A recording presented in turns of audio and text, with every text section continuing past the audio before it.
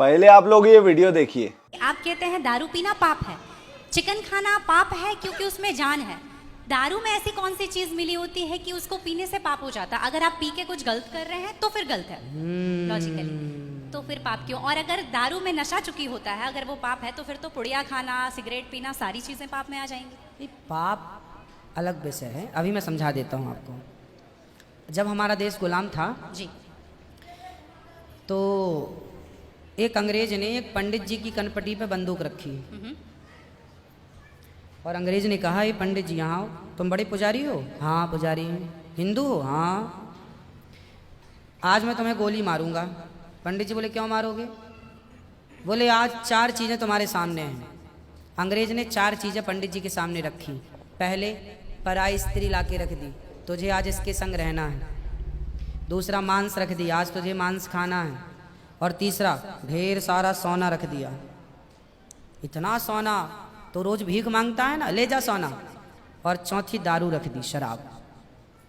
इन चारों में एक चीज तुझे लेनी पड़ेगी, नहीं लेगा तो गोली मारूंगा। बोल, क्या लेता है? पंडित जी बोले, पराई औरत तो मैं नहीं देख सकता, मार दो गोली मुझे, पर मैं पराई स्त्री के, मेरी माँ बहन, मेरे संस्कार ऐसे हैं कि ये मेरी माँ बहन और बेटी है, ये मैं मर जाऊंगा पर चरित्र में दाग नहीं लगने दूंगा, तो ये स्त्री तो मैं नहीं ले सकता। अब मांस भी मेरे धर्म के खिलाफ है, आप गोली मार दो, मैं ब्राह्मण हूँ, मैं मर जाऊंगा पर ये धर्म नहीं छोड़ूंगा। और रहा ये सोना भी नहीं लूंगा, क्योंकि मैं भीख इसलिए बेईमानी करता तो भीख क्यों मांगता? मैं ईमानदारी से भीख मांग के खा सकता हूँ, बेईमानी का करोड़ों नहीं ले सकता, इसलिए सोना भी नहीं लूंगा। हाँ, पंडित जी को लगा ये तो पानी है, दारू शराब, उनको दारू पानी लगा, ये तो पानी है। पंडित जी को बेचारों को पता नहीं था कि दारू का क्या मजा है। अब उनको लगा ये पानी है, पिएंगे निकल जाएगी। पानी समझ के पंडित जी ने बोला कि चलो, गोली कनपटी में बंदूक रखा है, चलो पी लेते हैं, अभी निकल जाएगी शाम तक। पंडित जी ने दारू पी, और जब दारू पी ली तो दारू जब पी तो नशा चढ़ा। और जब नशा शराब का जब नशा चढ़ता है तो इंसान नहीं रह जाता। जैसे स्त्रियों को, जिसको ऑपरेशन होता है ना, तो रीढ़ की हड्डी में डॉक्टर एक इंजेक्शन लगाते हैं जिससे शून्य हो जाती है। वो अंग क्या हो जाता है? कोई भी ऑपरेशन में डॉक्टर आपको शून्य कर देता है।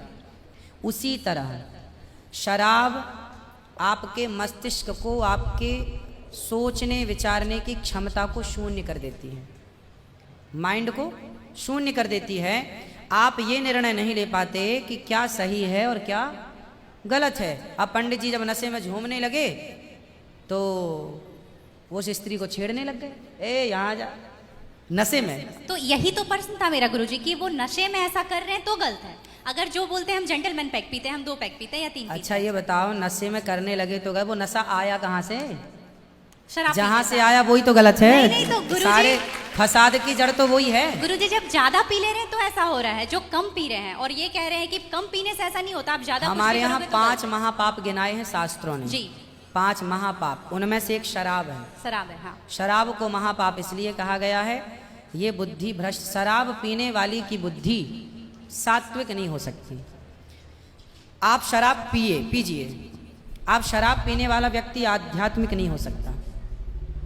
जो ईश्वर से कनेक्टिविटी है, जो हम आध्यात्म जगत की बात करते हैं, देखो आप शराब पीने के शराब लोग क्यों पीते हैं? शराब कौन पीता है?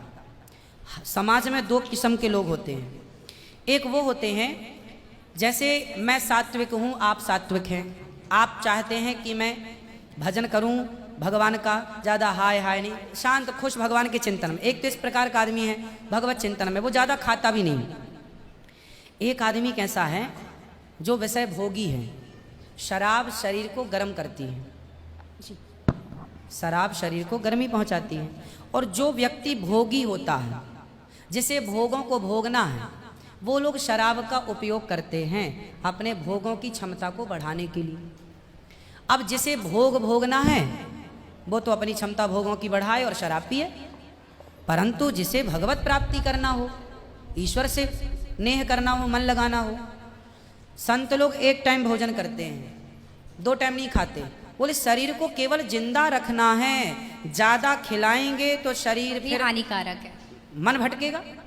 इसलिए यदि आपके अंदर ईश्वर की प्राप्ति की साधना है तो आपका आहार विहार शुद्ध अपने आप हो जाएगा। और मन में यदि कामना है तो फिर लोग तो चरस भी पीते हैं, अफीम भी लेते हैं। ये सब चरस अफीम क्या करती हैं? शरीर को उत्तेजित करती हैं। ये सब शरीर को उत्तेजित करने वाले पदार्थ हैं। तो बाकी जितने भी नशा वाली चीज हैं, हाँ। गुटखा, खैनी, दारू जो भी हैं, ये सारे फिर उतने ही इक्विवेलेंटली सब नुकसानदायक है। खैनी से कैंसर होता है, सिगरेट से लंग्स खराब होते हैं। गुल से क्या होता है गुरुजी? किससे? गुल जो करते हैं, गुल क्या वो होता है? पाउडर एक होता है ना, नहीं वो मैं जानता नहीं। चरस अफीम क्या कहते हैं? क्या है बट? ड्रग्स? नहीं नहीं, वो ड्रग्स नहीं होता, डब्बे में आता है गुल। नहीं, वो गांव के लोग को मैंने देखा करते हुए। हाँ? तंबाकू चूना? नहीं वो मैं उसके बारे में पहली बार सुन रहा हूँ, अब रिसर्च करना पड़ेगा वो चीज क्या है। मतलब कुछ भी नशीला पदार्थ देखो गलत तो गलत है। सब गलत है। सब गलत। शराब कौन सी सही है? सिगरेट कोई पिए तो कौन सा समझदार है? आप खैनी खाएं, गुटखा खाएं, अब कौन सही? इसे कौन कहे? मूर्ख ही सही कहेगा, खाने वाला ही सही कह सकता है। तो मतलब सब इक्वली उतना ही पाप है। पाप पुण्य अलग विषय हो गया। नहीं गुरुजी, आप कहते हैं कि दारू शराब भी- को पाप माना गया है, बाकी ये चीजों सारी को भी- चीज पाप के अंतर्गत है। अब सेहत खराब हो ही जाएगी।